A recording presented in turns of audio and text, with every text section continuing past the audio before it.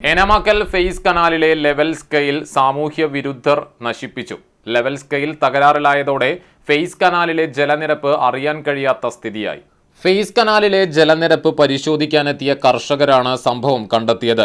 വിവരം ഉടനെ ബന്ധപ്പെട്ട ഇറിഗേഷൻ അധികൃതർക്ക് കൈമാറി.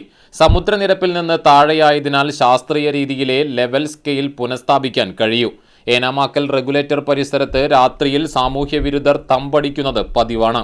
റെഗുലേറ്റർ പരിസരത്ത് നിരീക്ഷണ ക്യാമറകൾ സജ്ജീകരിക്കണമെന്നത് കർഷകരുൾപ്പെടെയുള്ളവരുടെ നിരന്തര ആവശ്യങ്ങളിലൊന്നാണ്. റെഗുലേറ്റർ നവീകരണം ഉൾപ്പെടെയുള്ള പ്രവർത്തനങ്ങൾ ഇപ്പോഴും നീണ്ടുപോകുകയാണ്. നിലവിൽ ഫെയ്സ് കനാലിൽ വെള്ളം കുറഞ്ഞ് 45 സെന്റിമീറ്ററാണ് ജലനിരപ്പ്. വെള്ളത്തിൽ ഉപ്പിന്റെ അംശവും വന്നു തുടങ്ങിയിട്ടുണ്ട്. വെള്ളത്തിന്റെ അളവ് കുറഞ്ഞതും ഉള്ള വെള്ളത്തിൽ ഉപ്പിന്റെ അംശമുള്ളതും കൃഷിയിറക്കിയ കർഷകരെ പ്രതിസന്ധിയിലാക്കുകയാണ്.